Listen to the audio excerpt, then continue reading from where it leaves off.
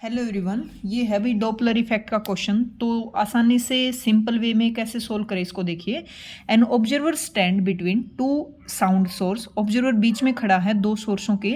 Source A is moving away from the observer, A है वो दूर जा रहा है, and source B is moving toward the observer, B वाला उसके पास आ रहा है। Both source emit sound of same frequency. दोनों ए और बी सोर्स हैं जो साउंड क्रिएट कर रहे हैं, उनकी फ्रीक्वेंसी सेम है दोनों की।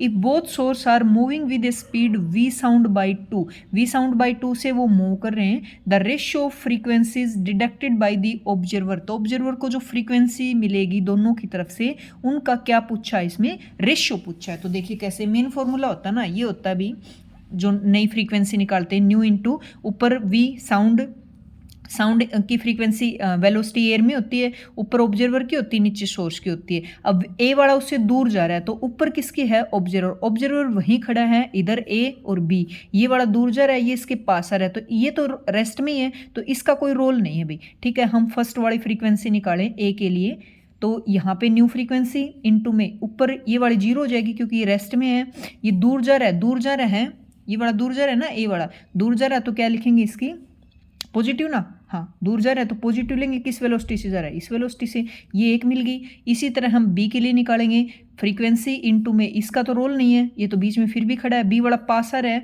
तो ये नेगेटिव लेंगे। किस वेलोसिटी से आ रहा है, इस वेलोसिटी से। हमें निकालना सिंपल दोनों का रेशियो, दोनों का रेशियो। ये फ्रीक्वेंसी सेम है दोनों के लिए, चाहे यही काट दो मतलब, और ये आ जाएगी v डिवाइडेड बाई 3v/2।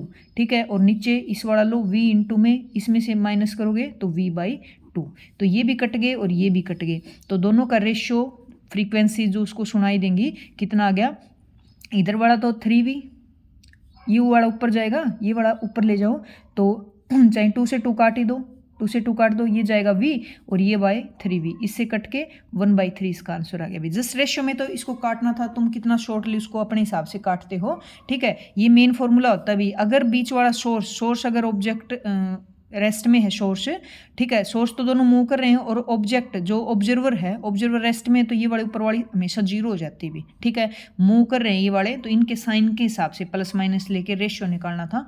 तो इस तरह हम इसको सोल्व कर सकते हैं।